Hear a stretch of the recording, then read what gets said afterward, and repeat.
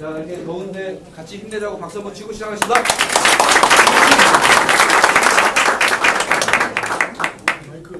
마이크가 사라졌어. 이걸 하시대. 뒤에서 의견이 안 들려요? 생 목소리가 더 나으시다는 게. 아, 그래요? 그렇진 않아요. 제가 빨리 전달하다 보니까 말이 빨라지는 경우가 있거든요. 그래서 혹시 이 교시에도 혹시 말이 빨라지면 좀 빨라요라고 얘기 좀 해주세요. 이게 맨날 혼나요. 말 빨라져갖고. 저 교회 다니는데 사도신경 가끔 사회 볼 때 올라가서 사도신경 하잖아요. 그럼 제가 사도신경 하면 숨차고 같이 못 따라가겠다고 컴플레인 엄청 많이 들어와요. 강의하다 보면 여러분들한테 좀 많이 전달하려는 그런 마음 하에 말이 빨라지는 그런 경향이 있거든요. 혹시나 말이 빨라지면 말씀해 주세요. 여기 되게 덥네요, 근데 진짜. 여기도 정부 지침에 따라서 이런 유지하는 데가요. 예금보험사에서 강의하면요, 여름하고 겨울은 피해요. 겨울은 정말 춥고요, 여름은 정말 더워요. 겨울이 얼마나 추우냐면 제가 땀이 좀 많은 편이거든요. 그래서 갔는데 다들 막 이제 무릎 담요하고 막 코트 이렇게 입고 있길래 옷 좀 벗고 강의 시작하겠습니다. 그랬더니 앞에 있는 사람이 입고 하시죠. 그래도 저는 이제 코트 벗고 이렇게 벗고 딱 있는데 5분 지나자마자 다시 입겠습니다. 정말 거기는 정부 지침을 잘 따르다 보니까 여름에는 정말 덥고 겨울에는 춥고 그러더라고요. 그런가 싶어서.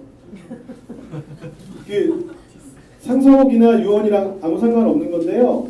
관련이 없지만 좀 아시면 좋겠다 싶어갖고 말씀드린 것 중에 아까 사례 2에 보면 제가 대법원 판결을 적어놨어요. 대법원 2006년 9월 8일 선고 2005-25104 물론 그 뒤에 이제 25110이 있긴 하지만 써야겠다.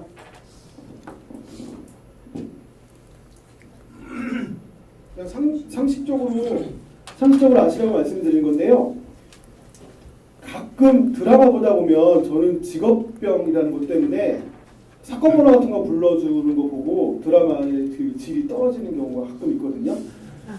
이 다는요,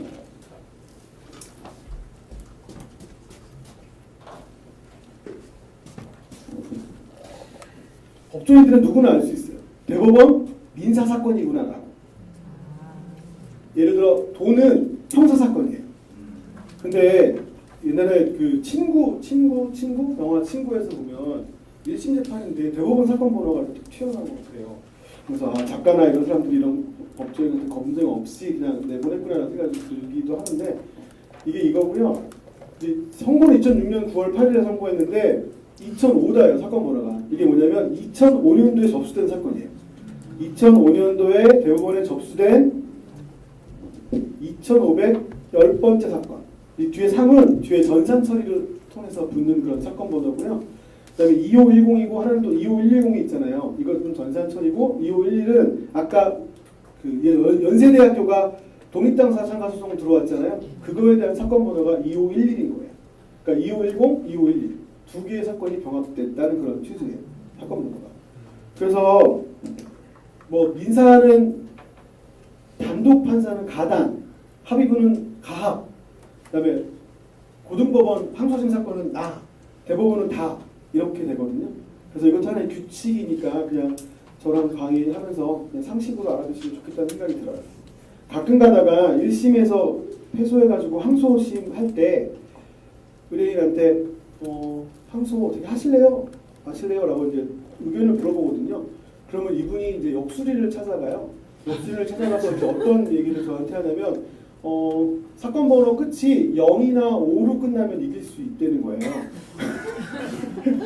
그래서 0이나 5로 맞춰줄 수 있냐고. 그러면 내가 너 사건을 맡기고 아니면 못 맡기기 때문인 거예요. 그래서 내가 0이나 5는 못 맡긴다. 그랬더니 지켜보고 있다가 숫자를 세고 사건 번호를 내면 되지 않냐 그러는데 뒤에 이 3이나 0 이거는 전산 처리되는 거기 때문에 순서가 아니거든요. 그러니까 많은 사람들이 이제 오해를 해갖고 하는데 내가 그러면 형님 그렇게 합시다. 넣고 그 번호 아니면 취하고 다시 넣고 취하고 그렇게 하시네요. 라고 얘기했더니 그렇게 또 안 하신다고 그러더라고요. 그러니까 자기 패소할 거를 엄한 역술이는 또 그렇게 해서 0이나 5로 1심에서 졌던 이유가 0이나 5로 안 끝나서 졌다는 거예요. 제가 별 사람 다 있네라고 생각이 들더라고요. 아까 이제 쉬는 시간에 질문 들어왔던 것 중에 여기 예금 200억이 있고 부동산 300억이 있잖아요. 근데 다툼한 거는 예금이 예치되어 있는 게 우리은행에 있으니까 유족들은 200억에 대한 소송만 했던 거고, 여기에 유언장에는 전 재산을 아마 연세대학교에 기부하는 걸로 되어 있거든요. 여기 C에 보면 유언장에는 연세대학교에 자신의 전 재산을 기부하겠다는 내용이 적혀 있었다라고 나와 있어서 앞에 계신 분들이 그러면 부동산 어떻게 됐나요? 라고 얘기하는데, 당연히 부동산도 유언의 효력이 없는 거니까 그 부동산도 망인의 유족들이 가져가겠죠. 그 망인의 유족들은 5명이면 500억이니까 100억씩 가져갔을 거고, 4명이면 한 120억씩 가져갔을 거고, 3명이면 뭐 한 170억씩 가져갔겠죠. 세금은 별개로 하고요. 그렇습니다. 그 다음에 아까 자필증서 유언 얘기한 질문 중에 그 자필증서 유언에 뭐 이렇게 다른 그 유언 내용을 자필로 쓰는데, 예를 들어 뭐 그 목차 비슷하게 뭐 성명, 뭐 날짜, 뭐 연월일, 뭐 그런 것들은 뭐 써서 이렇게 뭐 저도 상관없다는 생각이 들긴 해요. 근데 가급적이면 다 자필로 쓰게 하시는 게 좋을 것 같아요. 자필로 쓰게 한다는 얘기는 결국 그분이 유언 능력이 있다는 걸 전제해서 자필로 쓰게 하는 게 아닌가 생각도 들기는 합니다. 세 번째 사례로 넘어가겠습니다. 이건 이제 공정증서에 대한 유언을 가지고 만든 사례인데요. 사례가 아니라 이제 그 사건이었는데, 여기 보면 돌아가신 분이 그 72년 7월 29일 날 그 배우자인 처하고, 그 다음에 원고하고, 하나 더 있구나. 이거 처가 온 거죠?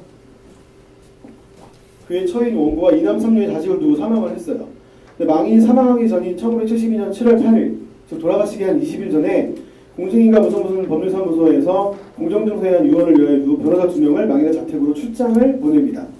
근데 여기 보면 증인 신땡땡만 참석한 가운데라는 것을 잘 봐주세요. 증인 신땡땡만 참석한 가운데 당시 망인 소유의 부동산 및 일체의 재산을 망인의 처의 소유로 한다는 유언의 취지를 녹취하여 작성을 하였습니다. 즉 녹취는 뭐 녹음으로서 유언은 아니지만 나중에 이제 증거 방법을 하기 위해서 이 변호사가 녹취를 한 것 같습니다. 그 작성을 했어요. 근데 문제는 그 뒤에 보시면 이 변호사 중에 두 명 중에 한 명이 망인의 자택에서 그가 구수하는 유언의 취지를 메모한 다음 법률사무소의 사무실로 돌아와 그 메모를 기초로 유언 공정서를 작성을 합니다. 뭐 하나 빠졌어요. 나중에 보시면 알겠지만. 근데 이 변호사는 다시 그 기재 내용을 유언장에 가서 낭독하여 정확함을 승인하는 절차를 밟지 아니한 채 유언자가 아닌 다른 사람이 가져온 유언자의 인장을 대신 날인하고 유언 공정서를 작성하였다. 유언 공정증서에는 증인으로 아까 신땡땡하고 송 XX 그리고 추장한 변호사들의 서명 날인이 있었다. 이게 이제 공정증서를 만들어졌겠죠.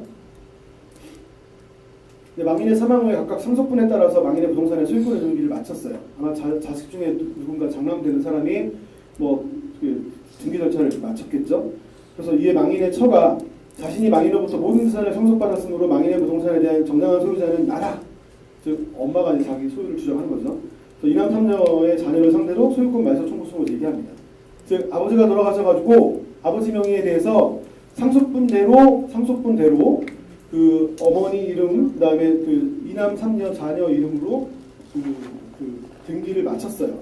그러고 났더니 나중에 어머니가 짜잔 하고 유언장을 보이면서 이거는 다 내 건데 왜 너희가 너희 맘대로 그 등기를 했니? 라고 하면서 이남 3녀의 자녀를 상대로 소유권 말소 청구 소송을 제기합니다. 그러니까 이거와 관련된 그런 부분인데, 참고로 지금은 문제가 없는데요. 아까 이분이 돌아가신 게 72년이잖아요. 72년에는 지금처럼 상속분이 자녀분들이 1대1대1이 아니고요. 여자 같은 경우에는 좀 덜 줬고요. 출가한 여자 같은 경우에는 거기서 또 덜 줬어요. 근데 이제 90년도에 법이 바뀌면서 이제 1대1대1로 바뀌었기 때문에 지금은 뭐 과거 거 사실은 굳이 이제 기억 안 하셔도 되는데, 뭐 저 당시에는 저런 사례가 있었고 굳이 그런 복잡한 것까지는 설명을 안 하려고 좀 단순화시킨 사례입니다. 이 사례에서 문제가 있죠. 처음 아까 봤던 것처럼 유언공정서 작성하면서 증인 2명이 참석해야 하는데 불구하고 아까 그 송 XX는 실제 증인으로 참석하지 않았죠. 나중에 아마 공정증서 만들 때 그냥 증인 누구 한 명을 집어넣어서 도장만 찍었던 것 같아요. 그래서 그 부분이 결격됐고요. 그 다음에 변호사가 와서 들었어요. 돌아가신 분한테 유언 취지 내용을 듣긴 들었어요.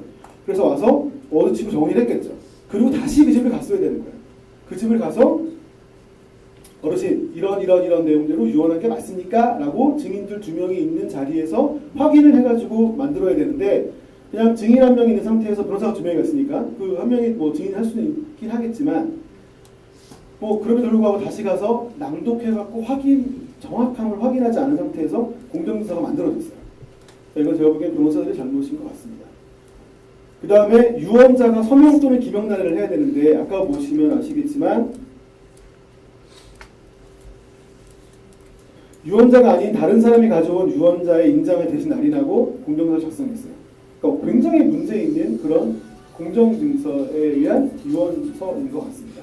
그럼에도 불구하고 이게 1심, 2심, 대법원까지 갔다는 얘기는 우리는 보기에 야, 좀 당연한 거 아니야? 라고 생각할 수 있는 거지만 이게 또 당사자들은 그렇게 생각을 안 하고 끝까지 가서 버티고 싸우고 그렇게 되는 그런 상황이죠. 근데 이 상황에서 사실은 그 판결문 1심, 2심 판결문 제가 구해봤지만 여기에 뭐 계몽이 아니야 이런 얘기는 안 나와서 잘 모르겠지만 엄마하고 저렇게 자녀들하고 싸우는 거 보면 정말 대단할 것 같아요.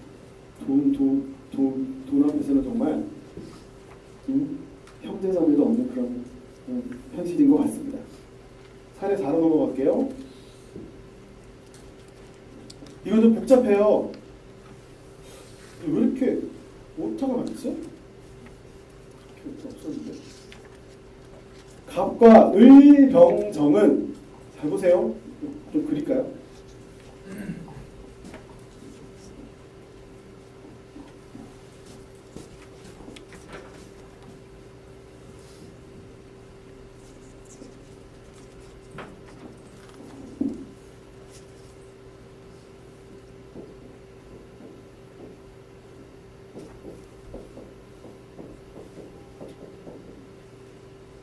그 A하고 B 사이에 태어난 형제자매 사이예요.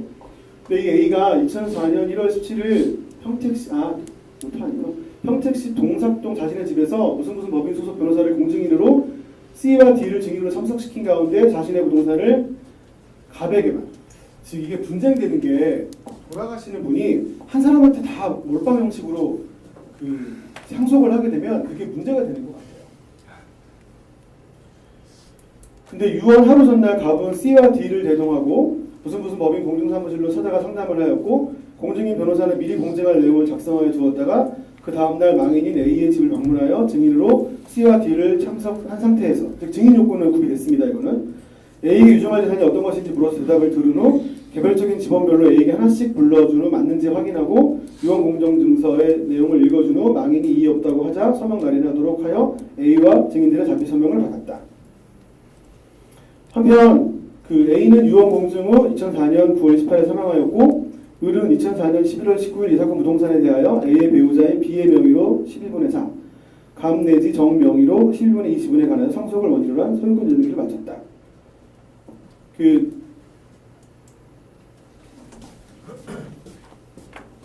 상속 지분에 대해서 좀 배워보면 이분이 돌아가셨잖아요. 그러면 배우자는 1.5가 되고요. 자녀들은 다 1대1이 돼요. 그러면 이걸 어떻게 계산하냐 그러면 다 더해요. 모수를 다 더하면 5.5가 되거든요. 천천히 할게요. 제 마음이 급해서 그러는데 5.5가 돼요. 그럼 5.5분의 1, 5.5분의 1, 5.5분의 1.5 하면 이거를 산수하듯이 환산을 하게 되면 배우자는 11분의 3, 11분의 2, 11분의 1, 11분의 11분의 2 이런 식으로 상속분이 정리가 되고요. 여기에 맞게 이 을이라는 사람이 등기를 마쳤어요. 근데 갑이 또 어떻게 해요? 아버지 돌아가시기 며칠 전에 받아놓은 유언서를 제시를 하는 거죠. 그러면서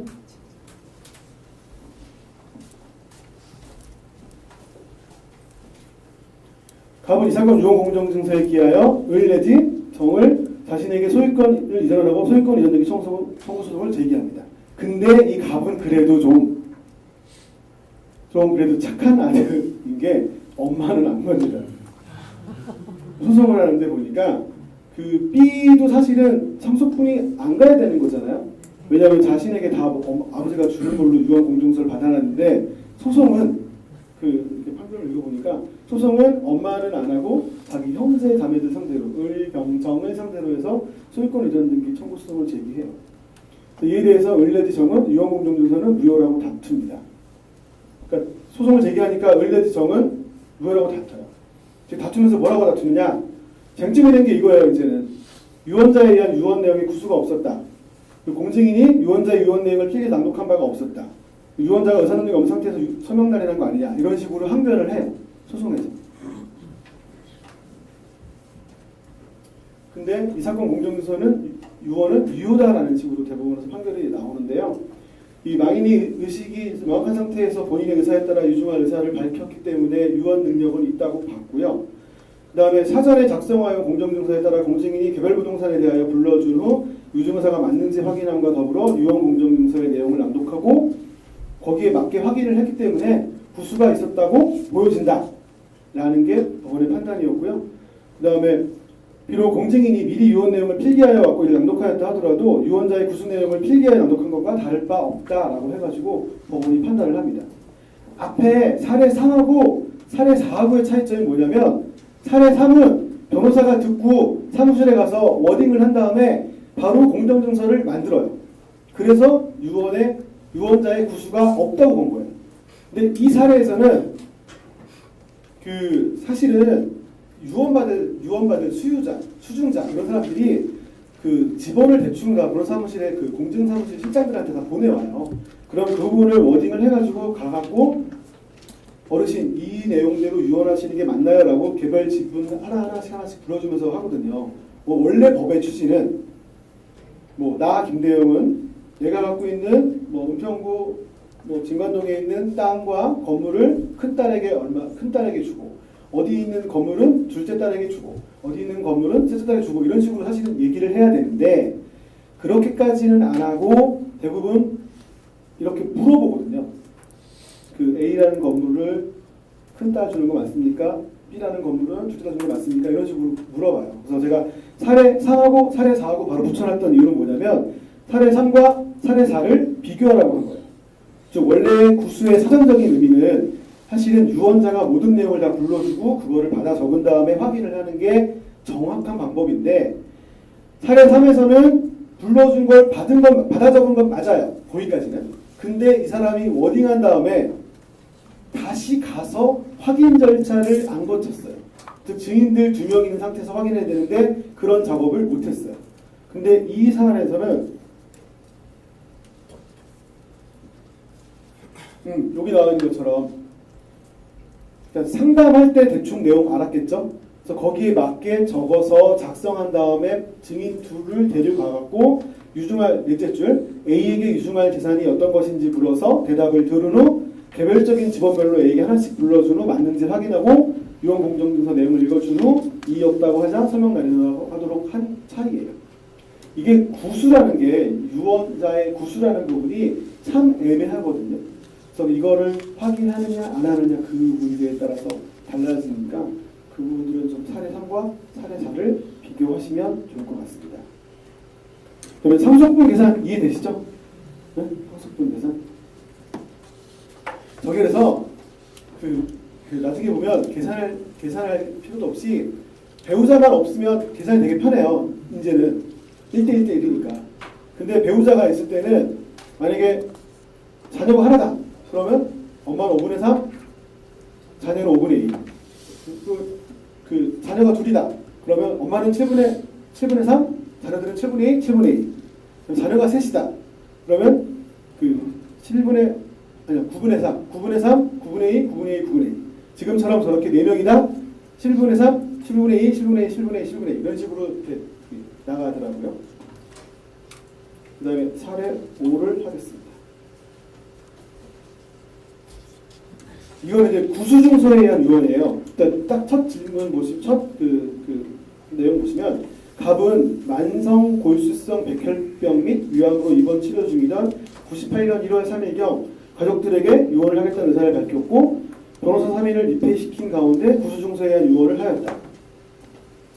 당시 갑의 정신 상태는 비교적 양호하였으나 병세의 약화로 기력이 쇠진하여 간단한 외마디 말이나 손동작으로 자신의 의사를 표시하는 외에 유언의 전체 취지를 스스로 구술하거나 녹음하는 것은 기대하기 어려웠다. 입회 변호사들 가운데 한 사람이 병실에 있던 가족으로부터 미리 재산 내역이 기재된 쪽지를 건네받고 그 쪽지 내용에 따라 유언서에 들어갈 내용을 불러주면 갑은 고개를 끄덕이거나 하는 정도로 동의의 의사를 표시하였다. 그리고 아래와 같은 내용으로 유언서가 작성되었는데 유언자 소유의 별칭목록 기재 부동산을 배우자인 A에게 모두 상속한다. 별칭목록에 기재되어 있지 않은 기타 소유 재산도 모두 A에게 상속한다. 유언 집행자로 비서실장 B를 지정한다.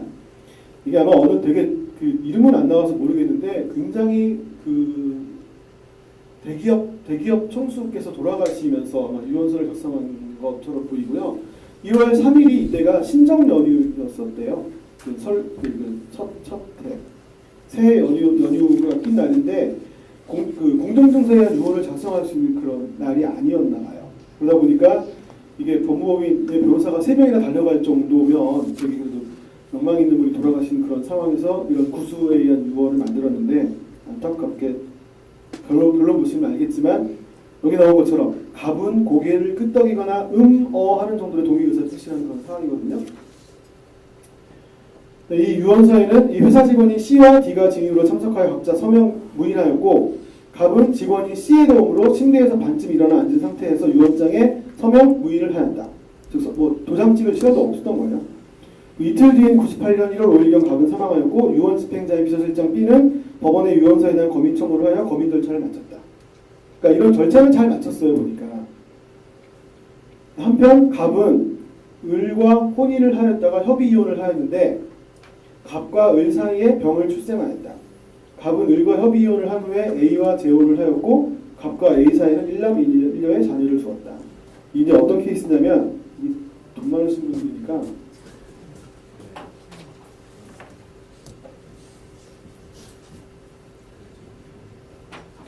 젊은 시절에는 돌아가신 분께서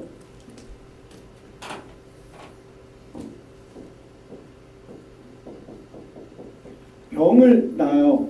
근데 이분이랑 사별을 했는지 이혼을 했는지 이혼했다고 그러죠. 갑과 A 사이에서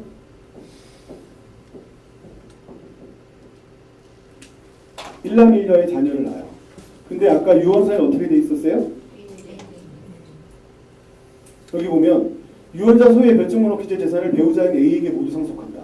별칭목록 기재에 있지 않은 기타 소유 재산도 모두 A에게 상속한다. 결국 모든 재산은 왜냐하면 이분이 별칭목록 재산에 뭐가 있는지를 모르니까 일단 별칭목록 기재 재산을 생각나는 거대로 별칭목록 재산을 만들었겠죠. 변호사 3명이 와서 A에게 상속하는 걸로 하고 그래도 찜찜해요. 야, 이 재산 말고 또 있는 것도 있을 텐데 그러니까 또 문장을 만들어요. 별칭목록에 기재되어 있지 않은 기타 소유 재산도 A에게 상속한다. 그리고 이거에 대해서 비서실장 B를 지정한다. B도 있었겠죠? 그 현장에 B도 있고 그다음에 아마 비서 C는 비서인 것 같고요. D는 운전기사였던 것 같아요. 그러니까 이런 사람들이 증인으로 참석해갖고 이제 유언서를 만들어요. A 상태에서. 근데 이게 복잡해진 게 여기 나온 것처럼 갑은 이거 혼인하였다 협의혼이구나. 협의혼했는데 이 사이에 병을 출생했고요. 협의혼 한 후에 A가 다시 재혼을 해요. 뭐 많이 그렇잖아요. 재벌 총수님들이. 갑과 A 사이에는 일남일녀의 자녀를 두어요. 갑이 사망한 후에 병은 유언 집행자 B를 피고로 해서 이제는 병이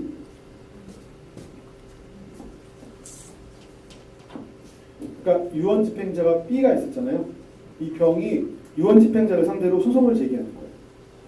즉 여기 나와 있는 것처럼 갑이 98년 1월 3일자로 작성한 구수증서에 의한 그 유언은 유효임을 확인한다라는 취지로 유언 무효 확인서를 제기해요. 이 소송에서 병이 이겨요. 즉 구수증서에 의한 유언은 유언자가 2인 이상의 증인의 참여로 이건 맞죠? 요건이 두 사람 이상의 증인이 참여했어요.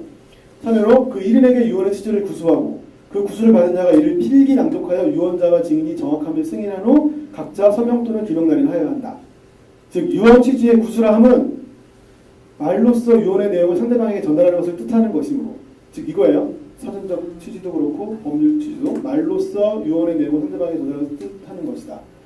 그렇기 때문에 증인이 제3자에 의하여 미리 작성된 유언의 취지가 적혀있는 서면에 따라 유언자에게 질문을 하고 유언자가 동상이나 간략한 답변으로 긍정하는 방식은 유언 취지의 구수에 해당한다고 볼 수 없다는 것. 이게 결국은 유언 취지의 구수에 대한 게 이 구수증서에 대한 유언도 마찬가지지만 공정증서의 유언도 마찬가지라고 보시면 돼요. 여기 나온 것처럼 갑이 유언 취지의 확인을 구하는 변호사의 질문에 대하여 고개를 끄덕이거나 라고 말한 것만으로는 민법 1070조 소송의 유언의 취지를 구수한 것을 볼 수 없다고 판단해서 결국 병이 승소해요. A 입장에서는 자기가 낳지 않은 아들이 승소한 그런 셈이잖아요. 근데 이러면 이제 그러면 병이 다 가져가냐라고 생각할 수도 있거든요. 돌발 기준. 갑의 재산은 어떻게 분배가 되었을까요? 1.5. 여기 손 들고 말씀할 수 있으세요? 네? 아니 그러면 이제 누가 얼마. 아, 네 맞았습니다. 뭐 다 아시는 건데 이제 용기 있게 설명해 주시고 여기가 1.5일 거고요, 1일 거고요, 1일 거고요, 1일 거고요. 네. 그러니까 결국 7분의 3일 거고요, 7분의 2, 7분의 1, 7분의 2가 됐어요. 근데 제가 여러분 강의하려고 네네네.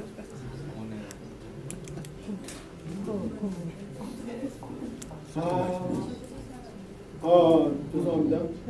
9분의 3, 9분의 1. 감사합니다. 되게 공부 잘하게 생겼어요. 맞네요. 갑의 상속인은 총 4명이에요. 그러니까 이건 제가 왜 넣냐면 어떻게 보면 A 입장에서는 병은 자기 자식 아니잖아요. 그렇죠? 그럼에도 불구하고 갑의 재산을 상속하는 거니까 저 병도 상속인으로 들어가는 거잖아요. 그래서 상속인은 총 4명이고요. 갑의 배우자인 A, 그다음에 갑과 은 사이에 태어난 병, 갑과 A 사이에 태어난 1남1녀의 자녀. 그래서 A 상속지분은 9분의 3, 그 외에 나머지 자녀들은 9분의 2씩 상속지분이 가요. 이건가? 이게 아닌데. 제가 이 사안을 좀 뭐라 그래야 되나 간략화시켜서 이렇게 문제가 된 거지 이 안에는 되게 더 복잡한 일이 있는데요. 저렇게 재벌 총수가 아플 정도가 되니까 병의 부인과 같이 배우자와 같이 그 아버지를 병간호를 해요. 병원에 가서 간병인이 있음에도 불구하고 병원을 지키고 있어요. 병원에서 같이 지키고 있어요. 이 아버지가 어떤 말을 어떻게 할지 모르고 왜냐하면 자기 입장에서는 자기가 그래도 큰아들인데 태어난 큰아들인데 자기 엄마랑은 이혼을 했고 결국 A라는 사람이 들어와서 애를 낳고 있으니까 불안한 거예요. 아버지가 뭔 말을 할지. 근데 1월 3일 날이 신정 연휴고 공정증서위원회에 의한 유언을 할 수 없는 그런 상황에서 마침 병하고 병의 배우자가 병실을 비운 사이에 변호사를 불러가지고 구수증서에 대한 유언을 만들어요. 그리고 변호사가 한 명 와도 되는데 변호사 3명이 오면 그래도 좀 더 나중에 재판 과정 속에서 유리하지 않을까 싶어서 비서실장이 3명을 부르고 증인도 어차피 비서나 운전기사라고 하더라도 이 이해관계에 있어서는 이해관계 없는 사람이기 때문에 증인 요건이 되는 거고 비서실장이 돌아가시지만 바로 법원 가서 검인 절차도 밟아서 어느 정도의 그런 전차적인 정당성도 보장도 받아요. 그럼에도 불구하고 저 병 쪽에 달라붙은 변호사가 파고 들어가지고 이 구수증서에 사실 모르잖아요. 거기서 그냥 만 했는지 어떻게 알겠어요. 우리 입장에서는 판결문 1심, 2심, 3심 판결을 봤으니까 그냥 돌아가신 분이 고개만 끄덕였고 만 했다는 것만 알지 솔직히 그건 모르잖아요. 근데 저 병의 변호사가 어떻게 뭐 했는지 그거를 밝혀내가지고 결국은 유언 취지로서의 구수가 없다는 걸 밝혀낸 거예요. 근데 문제는 저 병하고 판사 입장에서도 만약에 병하고 병의 배우자가 있는 상태에서 그런 유언의 구수증서 유언을 만들었으면 또 몰라요. 근데 얘네들 이해관계에 있는 다른 애들을 배제하고 여기만 하니까 좀 문제 있는 거 아니겠느냐라는 걸 생각하면서 과연 유언 능력이 있냐 없냐라는 그런 문제가 생겨요. 이게 유언 능력이 있냐 없냐 갖고 얼마나 많이 싸우냐면요. 지금 제 친구 중에 한 명이 장남이에요. 근데 아버님이 서원동 쪽에 땅이 좀 많으세요. 최근에 혹시 은평구 쪽 잘 아시는 분은 아시겠지만 저도 사실은 생각 못했던 그 신원동, 오금동, 삼성동 은평구타운 살거든요. 그거 좀 더 가서 사놓을 걸. 그쪽이 떴어요. 서원동이 떴거든요. 근데 제 친구 아버님이 지금 얼마 전에 소위 얘기하는 점유취득 시효에 의한 소송을 해갖고 부동산을 본인 명의로 했어요. 그러니까 78년도에 자기 땅인 걸 알고서 경작을 한 거예요. 근데 그 땅 주인은 지금까지는 안 나타났던 거예요. 그러니까 이분이 이제 돌아가시면서 야, 저 땅 정리해야겠다 싶었는데 제 친구가 등기부등본을 떼어보니까 아버지 명의가 아니야. 모르는 이신옥 씨 명의로 돼 있는 거야. 아버지, 아버지 땅 아닌데 이거 누구야 이신옥? 그랬더니 나도 몰라. 그럼 우리 여기서 30년 동안 왜 농사 지은 거예요? 내가 샀으니까. 아버지 샀으면 등기를 했어야지. 그랬더니 몰라. 그땐 바빠서 못했나 봐. 그러는 거예요. 그러니까 진실이 뭔지 몰라요. 제 친구 입장에서는. 아버님이 오락가락 하시니까. 그러니까 저한테 와서 야 이거 점유취득 시효에 뭐 우리가 그냥 소유권 넘길 것 같은데 소송 좀 해줘. 이 사람은 안 나타났어. 그동안 30년 동안 해외가 있나 봐. 그래서 간단하게 생각해갖고 야 그러면 소송 넣고 송달 안 되면 공시송달에 의한 판결을 받아가지고 아버님 명의로 등기 바꾸면 되겠다 했는데 웬걸 갑자기 피고가 나타났어. 야 내가 지금까지 계속 재산세 내고 있었는데 너네 그 비닐하우스 지어놓고 산 거야? 야 그러면 사용료네. 그 철거해. 이런 식으로 이제 반소가 들어온 거예요.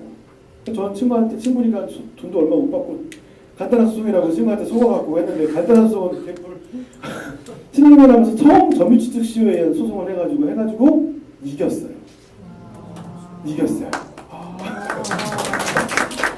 진짜 어려성이에요. 교과서에는 그냥 내가 소유의사를 가지고 그 토지를 20년 이상 그 사용 수익을 하게 되면 그 소유권은 내 거다라는 식으로 245조에 나와 있긴 하지만 소송이 진짜 어려워요. 그다음에 생각해보세요. 그 땅에 대한 정당한 권리자가 매달 재산세를 내고 있었어요.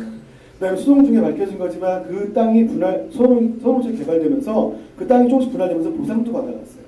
그리고 이분은 권리자로 생사한 거예요. 그냥 안 와봤을 뿐인 거지. 이분은 저쪽 강남 그쪽에 살다 보니까 굳이 서울까지 안 간 거예요. 그쪽이 개발되면 나중에 보상받겠다고 생각하고 있었던 사람이고요. 또 붙어가지고 해가지고 이제 이겼어요. 이겨서 이제 등기 넘기면 되는데 아버님이 쓰러지셨어요. 근데 제 친구 입장에서는 아버지 쓰러지기 전에 이걸 정리하고 싶은 거예요. 상속을 하면 복잡하니까. 그리고 아버님을 장남으로서 지금 못 모시겠으니까 요양병원에 보내가지고 좀 하고 싶은데 요양병원 병원비가 필요하잖아요. 그래서 아버지 명의에 돼 있는 땅들 몇 개 중에 현금화 시켜서 병원비로 쓰고 싶은데 밑에 남동생과 여동생의 이해관계는 달라요. 어차피 돌아가시게 냅두면 되지. 그걸 왜 돈 들여가면서 그 요양병원에 보내려고 하느냐. 오빠가 모시고 있어라. 그러니까 제 친구는 제 친구지만 제 친구 와이프는 화가 나는 거죠. 왜 우리가 우리 돈 들여서 왜 아버지만을 모셔야 돼? 라고 생각을 할 거예요. 근데 만약에 그 땅을 팔아버리게 되면, 땅을 팔아서 병원비를 쓰게 되면 다른 일남 일녀 입장에서는 상속분이 줄어드는 거예요. 못 팔게 하는 거예요. 팔고 싶어도 못 파는 게 대화 그러면 내가 아버지한테 대리권을 받는 걸로 해가지고 내가 이 땅을 팔아서 그 요양병원료 내면 되는 거 아니야? 아버지가 나한테 대리권 줬으니까. 근데 아버지가 치매고 쓰러졌잖아요. 아버지가 그런 걸 대리권을 수여할 수 있는 능력이 있냐 없냐에 대한 다툼이 분명히 생길 거예요. 그 정도의 똑똑한 일남 일녀의 동생들이라면. 아까 말한 것처럼 돌아가신 분 유언 능력이 있는지 없는지 갖고도 엄청 싸웠어요. 그냥 판결에서는 그냥 유언 능력은 있었다라는 걸로 그냥 정리를 하긴 했지만, 그러니까 앞에 사례에서 이 유언 능력이 있냐 없냐 갖고는 굉장히 많이 다툼이 돼요. 그러니까 동생들이랑 싸우기 싫은 거죠. 그러니까 팔지도 못하고 자기 그냥 월급 받는 거 같고 아버지 계속 병 수발되는 그런 상황이에요. 그래서 이 대리권 의사든 유언 능력이 있냐 없냐 이거 가지고도 굉장히 많이 다투거든요. 그래서 여러분들 만나는 그런 그 고객분들한테 나중에 이런 어떤 분쟁들 생기기 전에 이런 거 내가 강의 들어봤는데 미리미리 건강하실 때 정리해두는 게 좋다. 그리고 지금 정리해 놓은 거가 정리해 놓은 게 딱 확정적인 의사 표시를 부여하는 건 아니고 또 바꿀 수 있으니까 한번 만들어 놓고 그 다음에 또 바꾸고 해라. 그래서 어떤 돈 있는 분들은 저희한테 참 고마운 고객인데 1월 1일 그 새해가 지나고 나잖아요. 그러면 1년 동안 돌아봤을 때 자기한테 잘했냐 안 했냐를 평가를 해가지고 나올 거에 유언서를 다시 쓰러 와요. 왜냐하면 그 사이에도 재산 변동도 생길 거 아니에요. 변지 목록들이. 뭐 판 것도 있고 더 생긴 것도 있고. 그러니까 1년에 한 번씩 정리하시는 분들도 있더라고요. 그래서 그런 식으로 꼭 유언서 한 번 쓴다고 해서 유언서가 확정되는 건 아니니까 이렇게 1년에 한 번씩 쓰는 것도 하나의 방법입니다라고 얘기하는 것도 좋은 것 같아요. 저보다 2살 어린 CEO에서 만난 후배가 하나 있는데 그냥 일을 안 해도 회사가 돌아가니까 맨날 하는 일이 국립중앙도서관 책 보는 거예요. 회사 가서 일하면 직원들이 자기 때문에 불편할까봐 가끔 결제하러 일주일에 2번 정도 들어가고 나머지는 책 보고 책 쓰고 이제 그런 걸 해요. 근데 맨날 하는 일이 뭐냐면 한 달에 한 번씩 유언서 바꾸는 거 한대요. 공정증서에 의한 유언하면 돈 드니까 자필증서에 유언으로 매번 바꾸는 거예요. 결혼을 안 했어요. 그래서 거기 누가 들어가는지는 사실 몰라요. 매번 바뀌어요. 그 다음에 사례 6번. 이제부터는 사례 6번, 7번은 또 반복이에요. 자필증서에 대한 유언에 대한 얘기를 할 거예요. 제가 아까 말씀드렸죠. 저랑 강의를 듣고 나면 그래도 웬만한 개념 이런 것들 그냥 숙지하고 갈 수 있다고. 여기 보면 갑이 2007년 10월 30일 사망하자 A는 창원지방법원 여기 창원지방법원에 갑이 자필로 작성한 유언증서 봉투와 유언 내용이 담긴 유언서 매 그리고 윤곽점으로 구성되어 있음에 한한 검인 신청을 했어요. 물론 자필증서의 유언의 경우에는 다른 유언과 달리 증인의 참여나 검인 등의 요건은 아니지만 본권을 개록하면서 확실을 기하기 위해서 이 갑이 검인 절차를 거친 것 같습니다. A가 죄송해요. 유언증서 봉투 앞면에는 빨간색으로 써놨어요. 힌트예요. 유언서 2002년 12월 갑이라고 기재되어 있고 유언서에는 갑 명의 부동산을 A에게 이중한다는 내용과 유언 집행자를 B로 지정한다는 내용이 기재되어 있으며 그 아래에 유언서 작성 연월과 갑의 서명 날인이 기재되어 있다. 그 후 A는 이 부동산에 관하여 2007년 10월 30일 유증을 원인으로 해서 자신의 명의로 소유권 전등기를 마쳤습니다. 이에 갑의 다른 5명의 자녀들이 A를 상대로 갑의 유언서는 무효라는 취지로 이 사건 부동산 중 6분의 5 지분에 관해서 왜 6분의 5 지분인지 아시겠죠? 자녀가 6명이에요. 돌아가신 분은 6명이니까 원래 6분의 1씩 가져가야 되는데 A 명의로 다 했으니까 다른 자녀들이 6분의 5 지분을 말소해야 되는 거야. 소유권 말소해라 라는 식의 소송을 제기했습니다. 그래서 이에 A는 소송에서 얘기해요. 그러니까 왜냐하면 소송 제기하면서 뭐가 문제가 됐냐면 이게 힌트예요. 유언서 2002년 12월 날짜가 없어요. 유언서 2002년 12월 그냥 갑 돌아가신 사람 이름만 돼 있어요. 그랬더니 이 A가 얘기해요. 문제가 생길까봐 이 사건 유언증서가 작성된 후에 문제가 생길까봐 이 유언증서를 재차 확인하는 의미로 내가 유언했다는 돌아가신 분이 유언했다는 걸 확인하기 위해서 2005년 5월 17일자로 인감증명서를 발부받아서 이를 유언증서에 첨부했다. 아까 유언 증서가 들어있는 봉투 안에 유언서하고 인감증명이 있다고 얘기했잖아요. 그래서 이 사건 유언증서에 기재되지 않은 부분이 보완되었으므로 유언증서는 유효다라고 반박을 했습니다. 이거에 대해서 법원은요. 자필증서에 연월 기재가 없는 자필증서 유언은 효력이 없다. 즉 자필 유언증서의 연월일은 이를 작성한 날로서 유언 능력의 유무를 판단하고 즉 12월이라고 쓰기만 하면 1일부터 30일 사이에 이 사람이 언제 유언 능력이 있는지 없는지를 판단할 수 있는 기준이 없어지고요. 다른 유언증서와 사이에 유언 성립의 서원을 결정하는 기준일이 되기 때문에 작성일을 특정할 수 있게 기재해야 한다. 그래서 12월이라고 쓴 것만은 안 된다. 즉 연월만 기재하고 일의 기재가 없는 자필증서 유언은 작성일을 특정할 수 없으면 효력이 없다. 라고 해가지고 다른 자녀들인 원고들 승소 판결을 해줍니다. 이게 별거 아닌 것 같은데 왜 여기에 일자를 뺐는지 모르겠어요. 근데 나중에 A는 알았던 것 같아요. 그런데 나중에 가갖고 아버지 차라리 다시 써달라고 하든가 차라리. 근데 어디다 대고 머리 쓴다고 인감증명 첨부해서 집어넣은 거죠. 아버지는 진정하게 큰아들인 자기한테만 유언했다는 것들을 보완하기 위해서 남의 머리를 쓴 거예요.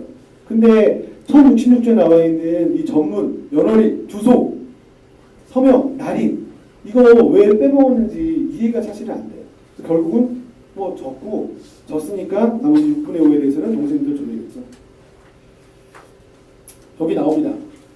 인감증명서에 대해서 유언자가 이 사건 자필 유언증서에 2005년 5월 17일 발급받은 자신의 인감증명서를 첨부하고 되게 용의주도였어요. 그 아들이 인감증명서의 사용 용도란에 그 2002년 12월 유언서 사실 확인용이라고 자서까지 하게 했어요. 그럼에도 불구하고 법원은 2000년 12월 중에 특정한 날에 작성일로 확인되었거나 그 작성의 연월일을 2005년 5월 17일로 변경되었다고 볼 수 없기 때문에 이 사건 자필증서는 유언으로 볼 수 없다라는 게 법원의 판결이에요. 사례 7 들어가기 전에 자필증서 유언 가지고 그 돈 좀 있는 분들이 법을 좀 아니까 장난을 치는 경우가 있어요. 예를 들어 이분이 잘 가는 룸사롱 마담들, 자기가 좋아하는 아가씨들, 아니면 A클래스 같은 비행기를 타고 다니면서 가끔 얼굴을 보는 스튜어디스들, 이런 사람들 장난을 치는 게 자기의 재력이 얼마인 거를 아는 상태에서 자기가 유언서를 만들어요. 내가 갖고 있는 모든 재산을 너희다 주겠다라는 식의 유언서를 만들죠. 그러면 그 여자는 흠뻑 죽을 수도 있거든요. 근데 거기에 정말 자필증서 유언으로서 효력이 있는지도 그 여자분이 검토를 해야 되는데 그런 검토 없이 저 사람이 나한테 정말 줄 마음이 있나 보다라는 생각을 하고서 모든 걸 다 줘요. 그러니까 그런 식으로 악용하는 경우도 있고요. 자필증서에 유언 요건이 맞는다고 하더라도요. 그런 유언 자체는 선량한 풍속 기타 사회질서에 위반되는 유언이기 때문에 효력이 없어요. 그러니까 예를 들어 돌아가신 분 유족이 남아있는 상태에서 술집 아가씨한테 다 주는 걸로 만약에 유언서를 만들었으면 이 망인의 유족들 입장에서는 그 유언은 민법 103조 선량한 풍속기타 사회질서 위반되는 그런 걸 무효다라고 주장을 해버리면 그 유언은 효력이 없기 때문에 그 사람은 못 가져가요. 그래서 그런 걸 가지고서 다니면서 이렇게 장난질 치시는 대기업 임원들, 회원들이 왕왕 있더라고요. 이런 강의에 폐해일 수도 있어요. 이건 사례 7인데요. 이제 여자분이에요. 이 여자분이 B랑 남자랑 결혼을 해가지고 부부가 되는데 B가 죽었어요. 돌아가셨어요. 근데 이제 A하고 B 사이에서는 이제 을이 태어났고 을이 호적상에 기재가 됩니다. 근데 갑이라는 남자는 제천군에서 출생을 했는데 호적 등본에는 모가 A로는 기재되어 있는데 부는 공란이에요. 그러니까 제가 보기에는 이 A라는 여자분이 A하고 B 사이에서, 그러니까 A 사이에서, 죄송해요.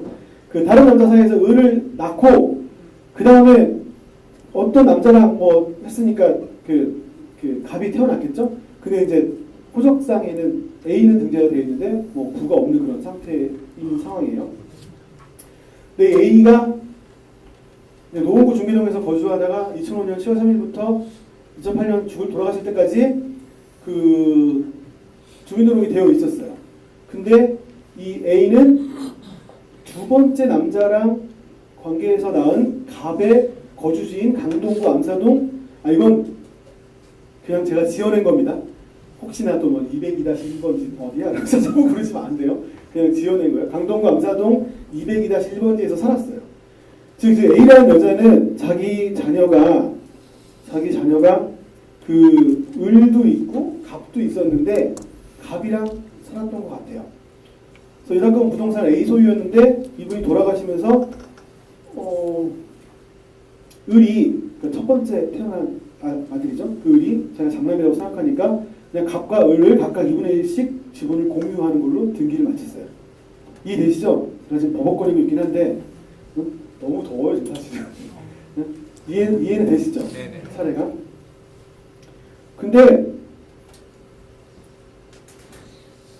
A가 2005년 11월 2일경 자신이 가진 모든 재산을 갑에게, 왜 똑같은 아들인데 첫 번째 남자한테 태어난 자식한테는 안 주고 두 번째 이름도 안 나온 그 남편과 사이에서 그 남자와 사이에서 태어난 갑한테 다 모든 걸 주려고 했는지 모르겠지만 갑에게 다 유증을 해요. 아마 갑이랑 같이 살다 보니까 갑에게도 정이 끌렸겠고 갑이 더 애착이 갔겠죠. 그래서 유언을 했는데 여기서도요 유언장 말미에 연월일은 잘 써요. 2005년 11월 2일 주민등록번호 하실 필요 없습니다만 주민등록번호 그다음에 자신의 이름 자서한 후에 날인까지 다 했어요. 근데 작성 연월을 앞에 암사동에서라고 써요. 왜냐면 암사동에 살았으니까. 암사동에 살았으니까 그렇게 암사동이라고 써요. 근데 이걸 가지고 재판을 갔는데요. 근데 갑은 을을 상대로 이 사건 부동산에 가서 피고 을 명의 소유권 이전 등기를 말소하라고 소송을 제기해요. 아까 어머니 돌아가신 재산에 대해서 갑, 을 2분의 1씩 등기를 마쳤잖아요. 근데 이거에 대해서 갑은 형 명의로 된 C가 배가 다른 게 아니라 C가 다른 거죠. C가 다른 형 명의로 된 부동산에 대해서 말소하라고 소송을 제기하거든요. 이거 관련해서 1심 재판부는 원고 패를 했고요. 2심에서는 원고가 오히려 승소해갖고 피고는 말소 등기 절차를 이행하라고 얘기를 했고요. 3심에서는 원고 패로 돼요. 원고 패했다는 얘기는 뭐냐면 자필 증서의 유언으로서의 효력이 없다는 거예요. 대법원 판사이 뭐냐면 설령 망인이 원고의 암사동 주소지에서 거주하였다. 제가 아까 갑의 주소지에서 거주했잖아요. 거주하였다 볼 수 있다 하더라도 망인이 이 사건 유언장에 그냥 암사동 220번지 1일을 쓰든가 했어야 되는데 암사동에서 라는 부분을 다른 주소와 구별되는 정도의 표시를 갖춘 생활에 근거되는 곳을 기재한 것을 보기는 없다는 거예요. 즉 주민등록상의 주소가 아니라 하더라도 자기의 주소를 정확히 기재를 해야 되는 거예요. 이거 강의 들어보면 별것도 아닌데 아니 왜 연, 월, 일할 때 일을 빼먹어? 왜 주소할 때 암사동만 써? 라고 생각할 수 있잖아요. 근데 이런 것들이 재판이 되고요. 이런 것들이 1심, 2심, 3심 파기환송 후에 또 판결 후에 결론이 판사들도 바꿔서 낸다는 얘기예요. 이 별거 아닌 1066조부터 1070조까지에 대한 걸 가지고 대법원까지 올라간 판결들이 어마어마하게 많아요. 그것들 중에 일부를 제가 정리한 거고 정리하다 보니까 자필증서의 유언 갖고 싸우는 거는 이런 요건 하나 구비 못한 거. 그다음에 공정증서의 유언 같은 경우에는 구수의 취지라든가 증인을 엄한 사람을 세워서 잘못했다는 거. 구수증서에 의한 유언 같은 경우에도 구수의 의미를 잘 못했다는 거. 이런 부분들 때문에 대법원까지 갔더라고요. 그래서 어떤 경우도 있냐면요. 이분들이 지잖아요. 소송 계류 중이잖아요. 이 주소 같은 경우에 주소를 이렇게 쓴 거 관련해서 무효라고 보는 것 자체는 민법 1066조가 헌법에 위반된다라고 해가지고 헌법재판소에 재판도 걸어요. 근데 헌법재판소에서는 뭐 주소 암사동에서라고 썼다 하더라도 그 사람이 유언한 취지를 뭐 반해서 한 건 아니겠지만 그래도 민법에 요건이 나와 있는 대로 해야 되는 부분이 맞다라고 해가지고 헌법재판소에서 4대4 그러니까 이 주소를 쓰게 만든 것 자체가 그 유언자의 어떤 유언의 자유라든가 뭐 행복 추구권 여러 가지 이런 것들을 평등권 이런 것들에 대해서 유언 헌법에 반하냐에 대해서 4대4의 결론이 나왔어요.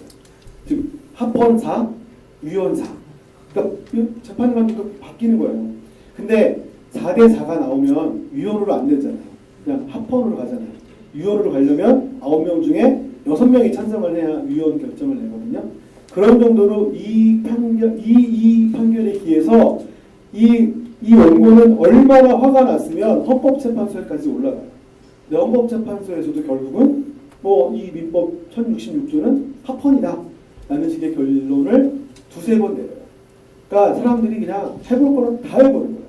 근데 아무리 생각해도 사실은 이해가 안 되거든요. 조문에 나와 있는 대로 쓰면 되는 건데 그거 구비 못한 거 당연히 효력 없는 걸로 보면 되는데 왜 인정을 못할까라고 생각을 하기에는 재산이 너무 큰 거예요. 돈이 너무 큰 거예요. 놓치기 싫은 거니까 1심, 2심, 3심, 헌법재판소까지 다 가는 거예요. 그런 상황이에요.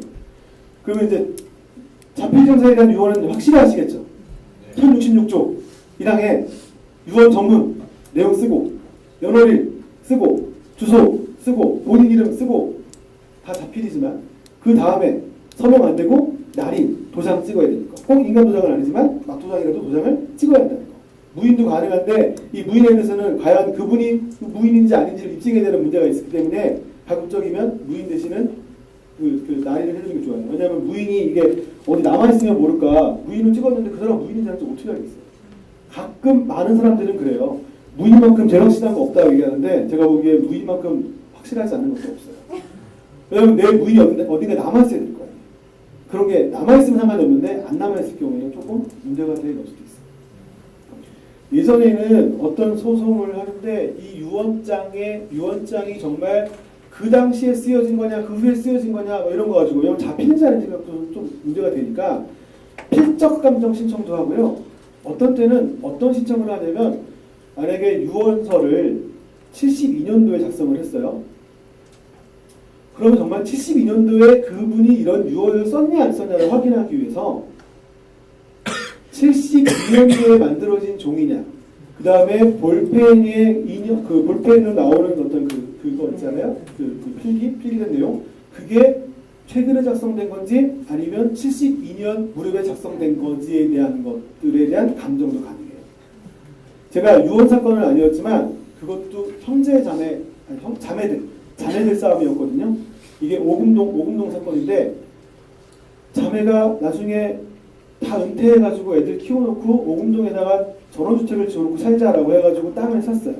땅을 샀는데 언니는 어디 사업을 하시는 분이고 동생은 그냥 가정주부예요. 그러니까 언니가 야, 내가 사업하다가 무슨 문제가 생길 수도 있으니 2분의 1 공유지분 해놓으면 안 되니 너 명의로 해놓자 라고 했어요. 그 당시에 그 부동산 가격은 7,200만 원이었어요. 그러니까 3,600만 원씩 돈을 모아서 땅을 샀어요.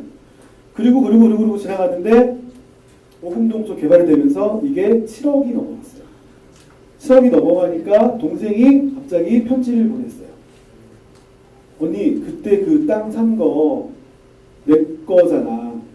그러니까 언니 지금 언니 딸이 거기 살고 가건물 지어놓고 살고 있고 형부가 거기서 지금 뭐 채소 같은 거 짓고 있는 거 이제 그만 쓰면 좋겠어. 나가줘라고 내용지명을 띄워요. 언니가 화가 나죠. 아니 근데 언니하고 동생이 10살 차이거든요. 그 사이에 뭐 남자 형제들이 있긴 한데 근데 이 언니의 남편 되시는 분이 꼼꼼해가지고 둘 사이에 명의는 너 명의로 하되 그 2분의 1 지분에 대한 부분은 나한테 우리가 권리가 있다는 어떤 그런 둘이 합의서 각서 같은 걸 써놨어요. 그래서 이거는 이기겠습니다. 그래가지고 딱 제출했어요. 그랬더니 동생 쪽 변호사가 그 서류는 위조됐습니다라고 주장을 한 거예요. 저희가 하시는 방법은 이게 93년도에 작성되었고 93년도에 제작된 볼펜에 의해서 작성됐다는 감정을 했는데 정말 감정인이 감사하게도 그 재질의 어떤 형상이나 그런 마모된 이런 걸 봤을 때 93년 몇 월 며칠은 모르겠지만 93년 언저리에 나온 종이이고 거기에 해당된 거는 뭐 볼펜 그 인형이 맞다 해가지고 저희가 이겼어요. 다행히. 근데 그런 것처럼 이렇게 자필 증서의 유언 같은 경우에는 이런 문제도 발생을 해요. 그래서 저는 가끔 노인대학을 가서 강의를 하거든요. 유언에 대해서. 근데 강의를 하면서 그분들한테 강의하는 이유는 결국은 공정증서에 의한 유언을 하셔야 좋습니다라는 얘기를 하려고 해요. 왜냐하면 공정증서에 의한 유언은 그 사람들이 유언서를 갖고 있기도 하지만 저희 공직인 사무실에서는 25년 동안 보관을 하고 있기 때문에 그게 분실 훼손을 염려는 사실은 없어요. 근데 자필증서에 의한 유언 같은 경우에는 돌아가셨는데 못 발견하면 어떡하겠어요? 그리고 누군가가 다 갖고 나왔는데 정말 이게 정말 엄마가 쓴 건지 안 쓴 건지 어떻게 하겠어요? 아니면 엄마가 이렇게 손 잡고서 이렇게 글을 썼는지 어떻게 하겠어요? 그러니까 그런 분쟁들이 상당히 되게 많아요. 그래서 별 이념 감정도 많이 하는 그런 상황이 있습니다. 하나만 더 보겠습니다. 이거는 사례를 안 만들었고요. 그냥 이제 판결 요지인데 이 사건 유언 증서에는 망인의 자필에 의한 유언의 전문, 연월일 및 성명이 기재되어 있으나 이제 다 아시겠죠? 유언 증서의 망인 성명 아래 찍혀있는 무인이 망인의 것임을 인정하기 어렵다. 그러니까 우리는 잘 모르니까 판결 요지 나온 거 보면 그냥 무인이 아닌가 보다라는 거지만 변호사 입장에서는 그 사람이 무인인지 아닌지 갖고 엄청나게 싸웁니다. 그래서 무인 같은 거 하는 것보다는 오히려 도장으로 날인 찍는 게 가장 좋습니다. 그다음에 또 이 사건 유언증서 자체에는 망인의 주소가 자서되어 있지 아니하고 이 사건 봉투에는 이게 문제예요. 망인의 주소, 전화번호, 이름이 기재된 흰색의 편지지가 오려 붙여져 있어요. 즉 종이 한 장에 쫙 쓰거나 아니면 종이 본문 내용과 봉투에 같이 써도 일치된 걸로 보는데 이 사건에서는 편지를 오려 붙인 그런 흔적이 있어요. 물론 돌아가신 분이 붙일 수도 있어요. 그거 모르는 거예요. 진실은 아무도 모르는 거예요. 하지만 재판부가 보기에는 이렇게 오려 붙여져 있다는 얘기는 뒤에 누군가가 훼손했을 때는 가능성이 높겠다라고 생각을 해갖고 법원은 유언서로서의 효력을 인정 안 한 겁니다. 여기 나오는 것처럼 이 사건 유언증서는 민법이 정하는 자필증서에 의한 유언으로서의 효건과 방식을 갖추지 못한 것에서 유언 효력을 인정할 수 없다라고 되어 있습니다. 제가 여기까지 준비했고요. 제 이메일 주소예요. 혹시 뭐 필요하신 분들은 이메일 주소 적으시고요. 제가 오늘 명함을 이런 강의를 잘 솔직히 이렇게 강의를 처음 나오는데 어제까지 생각을 했거든요. 제가 다음 주에는 갖고 올게요. 명함을 명함을 못 갖고 왔어요.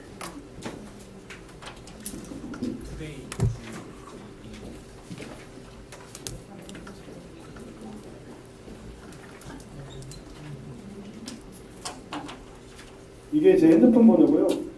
혹시 자필증서 위원 요구는 알아도 뒤에는 까먹었을까봐 뒤에는 김대현이고요. 또 궁금한 거 이런 거 있으신 분들은 뭐 나와서 질문하고 하셔도 되고요. 그 다음에 업무하시다가 궁금한 거 이런 거 있으시면 이메일이 제일 좋고요. 아니면 문자 주셔도 좋고요. 그래서 제가 뭐 아는 법에 대해서는 상담을 해드리도록 하겠습니다. 제 친구들도 그 이제 보험 쪽에 일하는 친구들 있는데 그 정말 여러분들 얼마나 힘들게 일하시는 걸 알겠냐면요. 그 꼴랑 보험 하나 가입해놓고 뭐 이렇게 왜 보험하시는 분들한테 전화해서 이것저것 물어보는지 모르겠어요. 그냥 자기들 알아서 물어보든가 전문가 찾아가면 되는데 아니 그 뭐 보험료 얼마 안 내면서 보험 하나 가입했다고 전화해갖고 막 이런 일이 있는데 이거 어떻게 해야 돼? 그러면 잘 모르잖아요. 그러면 기다려보세요 해가지고 법률 문제 있으면 변호사한테 전화하고 세법 있으면 세무사한테 전화하고 회계사 전화하고 그 확인해서 전달을 그러거든요. 어제도 저 교통사고 전문가가 아니에요. 제 친구 한 명이 전화가 왔고 자기 고객 중에 큰 고객인가 봐요. 큰 고객 중에 교통사고를 당했는데 정신적 손해가 너무 크대요. 그래서 그 정신적 손해를 보상받을 수 있도록 해주는 전문 변호사를 필요로 한다는 거예요. 제가 얘기했어요. 없다. 교통사고 당하면 자기 정신적 손해 받죠. 근데 이분이 그 정신적 손해 받은 것들은 뭐 사진을 찍든 뭐하든 아무것도 안 나와요. 그렇잖아요. 근데 자기 너무 아프고 힘든데 병원에서는 이주진단밖에 안 해줬다는 거예요. 그럼 이주진단 했으면 위자료 끽해봐야 100만 원 정도 받을 수 있을까? 그 정도예요. 근데 그런 그 자기 고객을 위해서 달라붙어서 상담해 주시는 변호사를 필요로 하는데 너 혹시 아니니? 이런 거 제가 야 너도 너지만 너 진짜 열심히 산다. 그 고객을 위해서 그렇게까지 한다라고 생각이 드는데 제가 보기에는 여러분들이 뭐 꼭 상속이나 유언이나 이런 거 아니어도 여러 많이들 뭐 의뢰 받으시잖아요. 그런 거 하시다가 혹시 주변에 변호사 필요하거나 물어보고 그런 거 있으시면 제가 전화는 못 받을 수 있으니 문자나 AI 강의도서 삽니다. 그러면 뭐 이메일 주시면 제가 친절한 부분에 대해서 강의하도록 하고요. 오늘 제가 강의를 했는데 뭐 처음에는 되게 많으셨다가 쉬는 시간에 나가신 거 보고 상처받긴 했지만 그래도 남아있는 분들 위해서 열심히 했고요. 아마 여기 나와 있는 이 사례들은 시중에 나와 있는 강의안은 아마 없을 겁니다. 왜냐하면 제가 그 대법원에서 나온 판결집 정리하면서 판결 나온 사례들을 다 끄집어내서 좀 어려운 부분들은 가지치고 여러분들이 이해하기 좀 쉽게 하려고 강의안을 따로 만든 거고요. 저도 어차피 법무부랑 일을 하면서 이런 사례들을 자꾸 만들어가지고 그 똑똑한 인공지능 로봇한테 심어줘서 물론 저희 변호사의 직역을 갉아먹는 거긴 하지만 그런 콘텐츠를 만들어야 되는 그런 일을 하고 있어서 이런 사례들을 많이 좀 저희가 수집을 한 거거든요. 그리고 다음 주에는 본격적으로 상속, 그다음에 윤분 관련된 아마 오늘 봤던 사례 중에 하나는 다음 주에 또 하나 나올 겁니다. 그래서 그런